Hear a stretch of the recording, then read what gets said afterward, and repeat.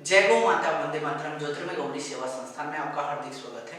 साथियों, कैंसर की सीरीज के अंदर आज हम बात करेंगे कोलोरेक्टल कैंसर के बारे में। कोलोन और गुदा द्वार रेक्टल के अंदर जो कैंसर होता है उसके बारे में। कोलोरेक्टल कैंसर किसे कहते हैं और क्या क्या इसके सिम्टम है। आज हमारे देश में सबसे ज्यादा युवा इस रोग से पीड़ित हैं। आज सबसे ज्यादा युवा इस कैंसर की चपेट में आ रहे हैं। तो आज हम समझते हैं कोलोरेक्टल कैंसर के बारे में। तो साथियों, सबसे पहले बात करते हैं कोलोरेक्टल कैंसर की बात कि हमारी जो बड़ी आंत होती है, बड़ी आंत का जो अंतिम सिरा है, जैसा कि वीडियो में आप देख पा रहे हैं कि बड़ी आंत का जो अंतिम सिरा है और हमारा गुदा द्वार जहां मिलते हैं, जहां गुदा द्वार और बड़ी आंत का अंतिम सिरा कनेक्ट होते हैं, उस हिस्से के अंदर जब भी कैंसर होता है, जो आप फोटो में अच्छे से समझ पा रहे हैं, इसको कोलोरेक्टल कैंसर कहते हैं। ये कैंसर साइलेंट किलर है।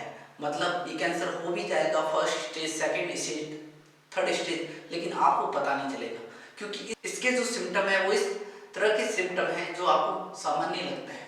तो बात करते हैं इसके क्या क्या लक्षण हैं, सिम्टम हैं, जिसकी पहचान कर पाए समय से पहले हमें पता चल सके कि इस तरह का कैंसर हमारे शरीर में डेवलप हो रहा है या कहीं ना कहीं कोई गंभीर रोग हो सकता है। तो सबसे पहले बात करते हैं कॉन्स्टिपेशन। लंबे समय तक जिन व्यक्तियों को कॉन्स्टिपेशन है, कब्ज है या शौच का सही समय नहीं है, मतलब आप सुबह शौच कब करेंगे आपको खुद को पता नहीं है, खाना खाने के बाद, शाम को या चाय पीने के बाद। लंबे समय से कॉन्स्टिपेशन है, कॉन्स्टिपेशन का पता भी नहीं है कि कॉन्स्टिपेशन है या नहीं है। कई लोग से मेरी बात होती है तब वो कहते हैं चाय पीने के बाद फ्रेश होते हैं, खाना खाने के बाद फ्रेश होते हैं, दोपहर 3 बजे फ्रेश होते हैं। इसका मतलब शौच का कोई समय नहीं है।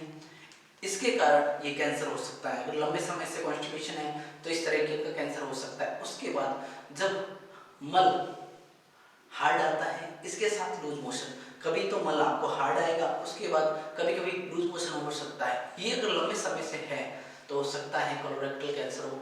इसके बाद ब्लडिंग, अगर ब्लडिंग हो रही है आपको लंबे समय से, मल के साथ होती है ब्लडिंग, तो हो सकता है ये सिम्टम हो कोलोरेक्टल कैंसर का। कभी कभी देखा गया है ब्लैक कलर का स्टूल पास आउट होता है, ब्लैक कलर का चिपचिपा सा निकलता है, वो आपका ब्लड है। जब कोलोरेक्टल कैंसर के अंदर इंटरनल ब्लडिंग होती है, मतलब आंतों के अंदर जब ब्लडिंग होती है तो काले कलर का आएगा, न कि रेड कलर का, जो आप फोटो में देख पा रहे हो। तो इस तरह की ब्लैक कलर का स्टूल पास आउट हो रहा है, हो सकता है कोलोरेक्टल कैंसर हो। लंबे समय से पेट दर्द या पेट से जुड़ी हुई समस्याएं जैसे गैस, अपच, खाना न पचना, पेट में भारीपन, सूजन, अगर इस तरह की पेट संबंधित लंबी समय से समस्याएं और उसका मात्र एक उपाय आप कर रहे हैं एंटासिड टैबलेट लेके। आपको जब भी पेट में दर्द होता है एंटासिड खा लेते हैं, लेकिन ये आपको कोलोरेक्टल कैंसर तक ले जाता है क्योंकि ये कॉमन प्रॉब्लम हो गई है। जब आप मेट्रो सिटी में हमारे कैंप होते हैं, जब हम पेशेंट से मिलते हैं, आज मैंने देखा है कि 80% लोगों को पेट से जुड़ी समस्या है। कारण क्या है? उसका कारण आपका भोजन, आपकी दिनचर्या, आपका लाइफस्टाइल इतना खराब हो चुका है कि आपको खुद को पता नहीं कि आप कब उठते हैं, कब खाते हैं, कब पीते हैं। ये जो आपने इतना बदलाव किया है उसका दुष्परिणाम कैंसर है। सभी प्रकार के कैंसर, विशेष कोलोरेक्टल कैंसर के अंदर ये देखा गया है। अगर आपका भोजन व्यवस्था सही नहीं है तो ये चीज होगी ही होगी। तो हम बात कर रहे थे लक्षण के बारे में। तो गैस संबंधित, पेट संबंधित जितने भी रोग हैं, अगर ये है तो हो सकता है कोलोरेक्टल कैंसर। अब हम बात करेंगे साथियों कोलोरेक्टल कैंसर होता क्यों है। तो सबसे पहले देखा गया है कि आपकी दिनचर्या, आपका जो लाइफस्टाइल है वो सही नहीं है।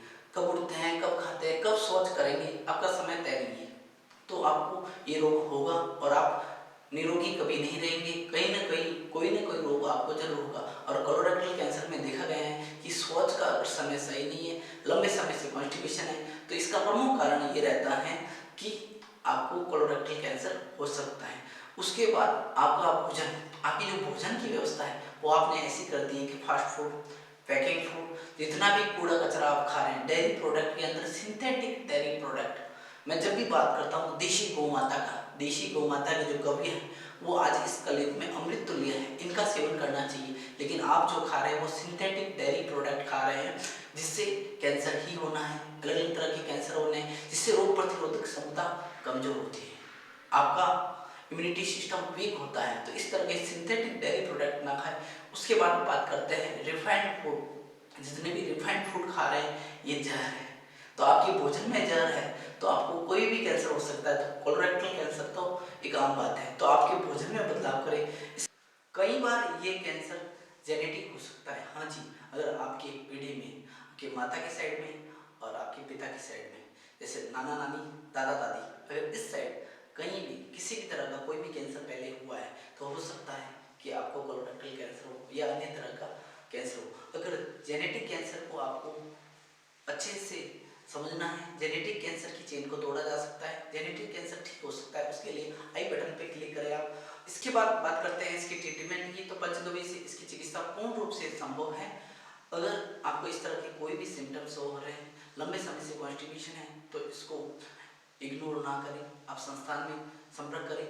आपकी भोजनचर्या, लाइफ स्टाइल और जो खाने पीने का तरीका है उसमें सुधार करके आप स्वस्थ रह सकते हैं। और इस तरह के कैंसर से अगर कोई जूझ रहा है आपका अपना, तो उसको संस्थान के बारे में जानकारी दी। संस्थान का जो मुख्य उद्देश्य है वो है रोग मुक्त भारत, कैंसर मुक्त भारत। और संस्थान देशी गौमाता भी संवर्धन का काम कर रहा है, संरक्षण का काम कर रहा है। आप अपनी आसपास की गौशालाओं से जुड़िए, ज़्यादा से ज़्यादा अपने जीवन में गौ उत्पादों का उपयोग कीजिए। गौमाता बचेगी देश बचेगा। मैं हमेशा कहता हूँ कि भारत का जो मूलभूत आधार है वो देशी गौमाता रही है, तो गौमाता को बचाना जरूरी है अपने आप को बचाने के लिए। अगर गौमाता नहीं बची तो आपकी प्रतिरोधक क्षमता अच्छी नहीं रह सकती और आपको रोग बनाने के लिए आपको गौमाता से जुड़ना होगा। जय गौ माता, वंदे मातरम।